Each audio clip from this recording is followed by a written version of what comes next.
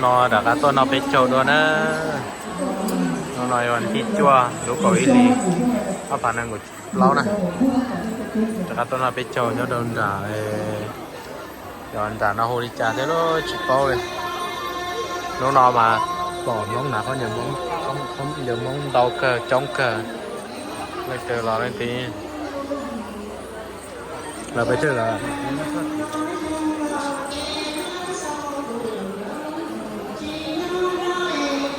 ให้เราเพจเราใช้นะ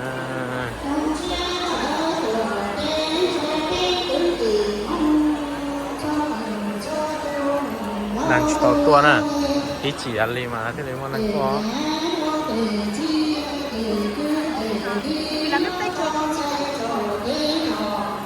ไปแล้วตีมาจีไปแล้วตีมาเยอะ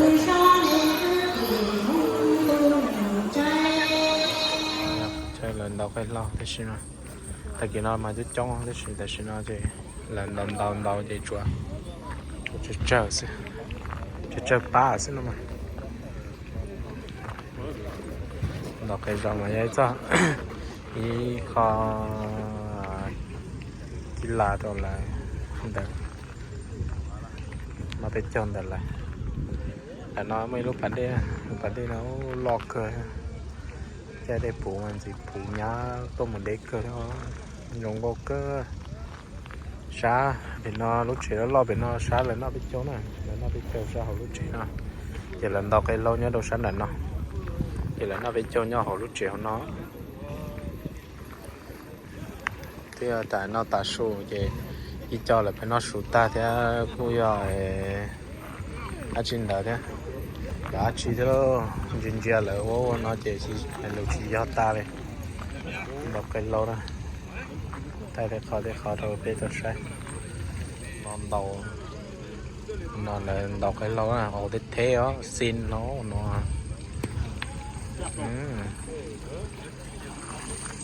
cái gì bằng đầu hãy cơ thôi cái cơ để chuyện gì đó các bạn đây là nó mà đang có UFC hàng cơ ở đây gà bên sau xã hội mà lên thay là cái tàu xe rồi lúc này nó chỉ có cho tôi chế gì nữa đúng không có cho tôi chế gì nữa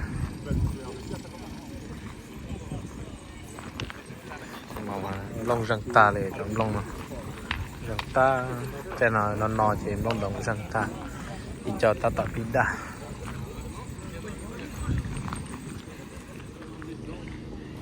đầu sáng nó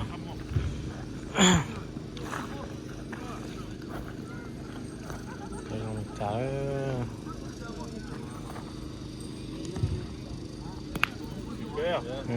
lông gỗ tá à gỗ cơ bò gì cơ đúng không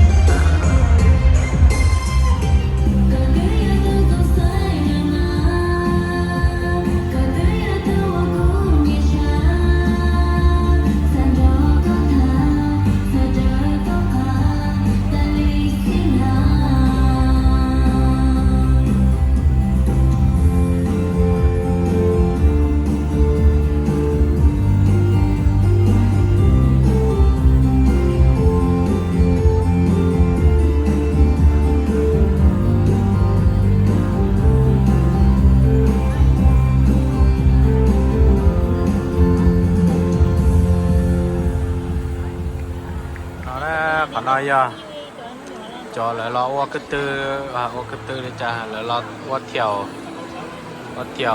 lo phải thay đua trong cái tía trong sập lờ đi qua cái thứ thay đua nó thay áo tụi phải nền trọ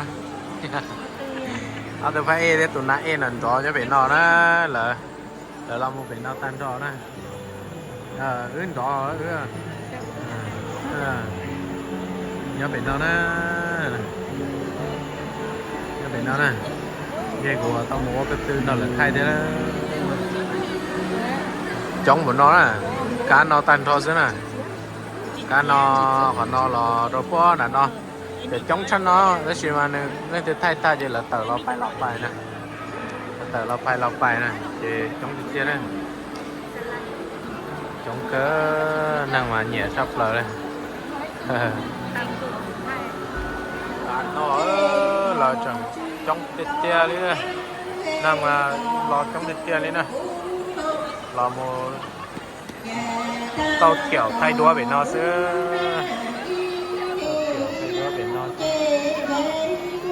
từ để nó nè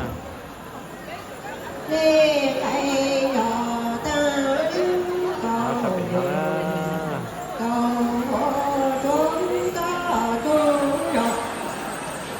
ý chỉ giá ly giá tròn đôn ở đây món năng phát không chả nào mà tao món năng á ý chỉ á chỉ mà năng trống sữa ý chỉ à năng trống để loại gì sữa ba say cho cái say một cái năng vật chống đi chả năng chống cơ nó bỏ năng vật bó lên nó vật bó chống cơ liền nó mà bây giờ nó bị trâu á lên nó nè bây giờ nó bị trâu nè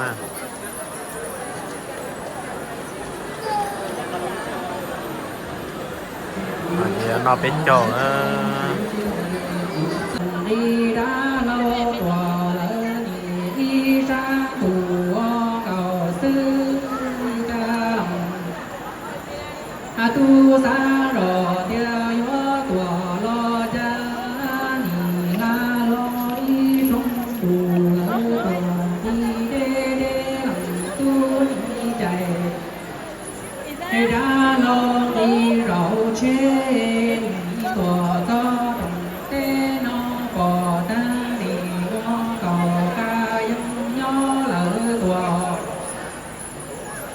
tu luân si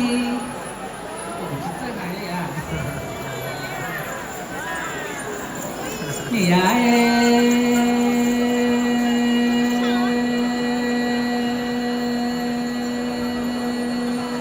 cha trồng lỡ té nói đi nó do lại sẵn con chúa nè có tao ta chẳng ai lo nó sắm một anh trai đó thì cho nó cho là sải tàu đó để tụi thì ó thì phê đó phê tụi nó nè chỉ tàu lấy thì cái gì mà phê tụi là vừa mất sải đâu mà bây giờ mà đã còn anh trai đó nè. Est-ce que c'est bon pour vous, messieurs, dames, les jurés? Si c'est bon, je vais rappeler les miss. Il faut bien qu'elle revienne sur scène.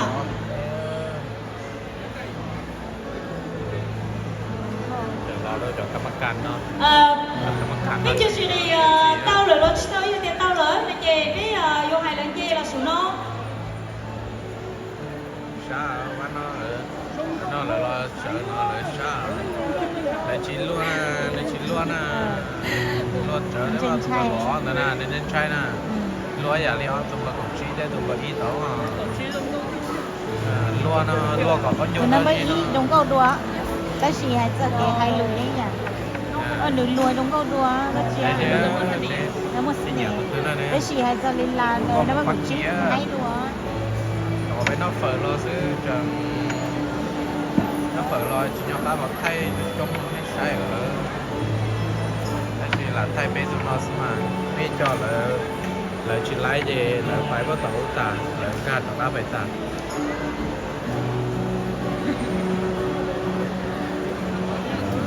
xong gì đó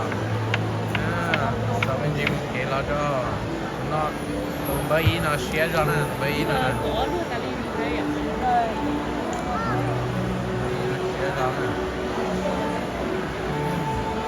Họ tụi bấy cổ chi đi á, sai cổ nó xí luôn. Nó nhìn thấy ta nè.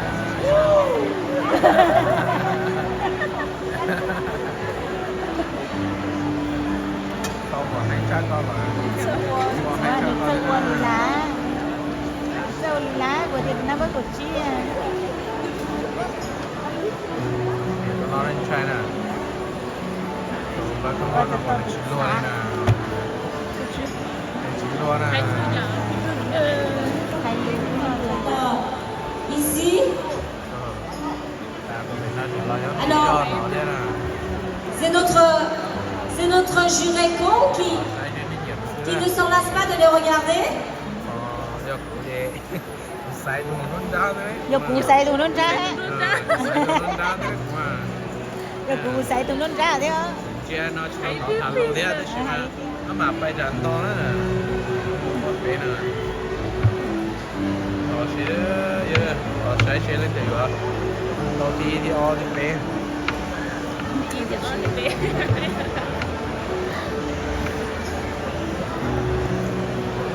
Nó mới tụi nó ra to à. Ý tụi nó ra thì o tụi nó xì thì tê ya tụi nó đà. Say có thì tụi nó hay đâu à. Tụi nó ra hả? Bên lâu cái ní sơ hay lu ní sơ la ní sơ bớt tệ ní tê đâu có cái chung chung nè. Nó sẽ từ hai Tế mà luôn thôi, thôi tôi đi chọn mà chỉ chút sắc hai luôn món nè. Hai món mà tao tổ à.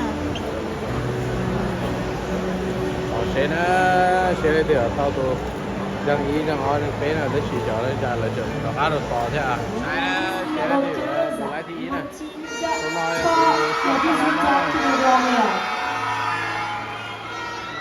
bà thì ai sai đó sẽ lên từ lại thì ý nè. Alors je vais vous départager, mesdemoiselles, ou plutôt c'est notre jury qui vous a départagé avec leurs notes de 0 à 5. Ils nous ont noté, ils ont donné un score. Heureusement que le président aussi. Et donc voilà, je vais annoncer la deuxième dauphine, c'est-à-dire la troisième position. La deuxième dauphine de notre concours Mot à venir 2025 demande táp bài nó chỉ bài ta nó chỉ là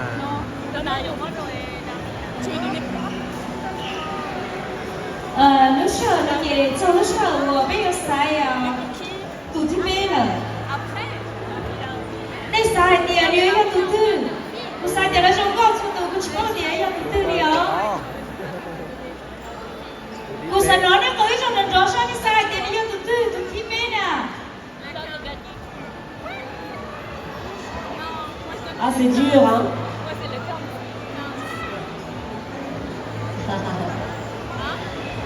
Bon, allez, on va pas vous faire patienter plus longtemps.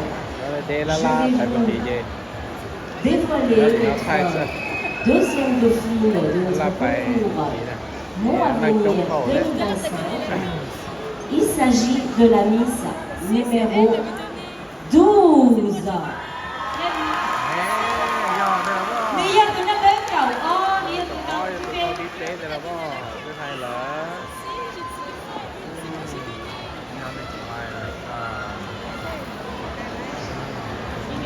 có thịt bê nữa.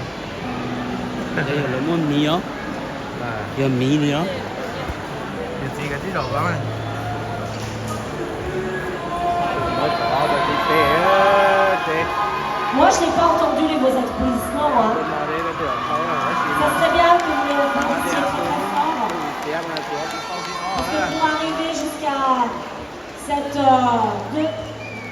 troisième belle place, je vous rappelle qu'elles étaient 17. et notre Miss qui est arrivée deuxième dauphine. Il s'agit de la Miss numéro 12. Elle s'appelle Christy Wang. Elle a 20 ans et elle vient de Rennes.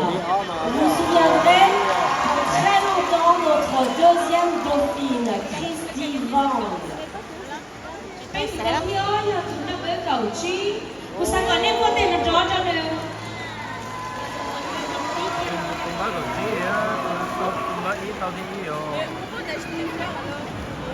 Nè, nhỏ thế đó.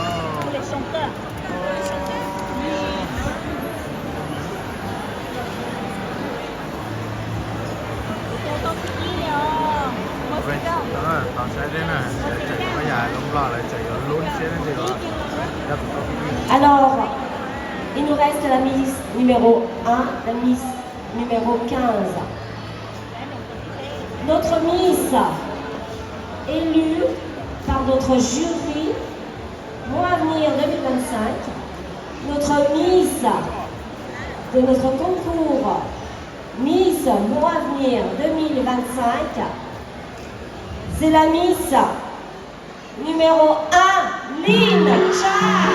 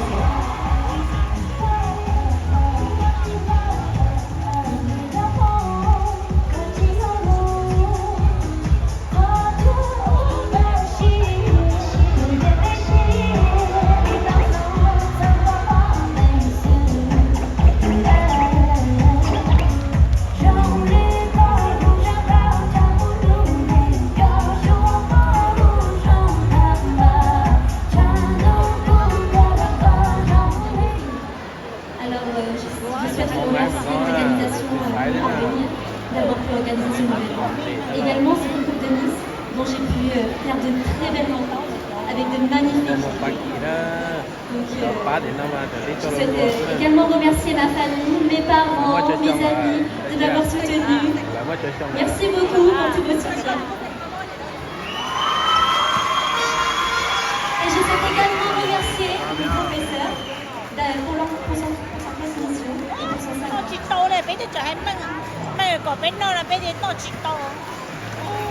Je souhaite à tous et à tous une très bonne soirée. Merci. Bonsoir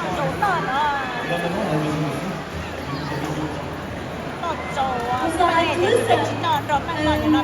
J'ai passé une très belle soirée. Je vais garder de très bons souvenirs. C'était une superbe expérience.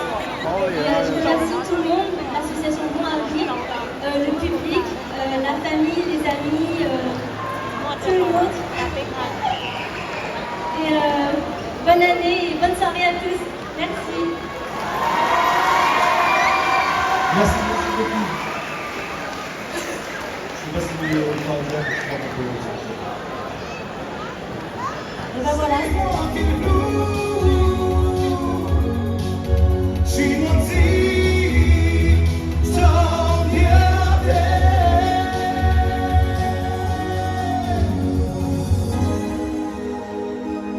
Merci à vous.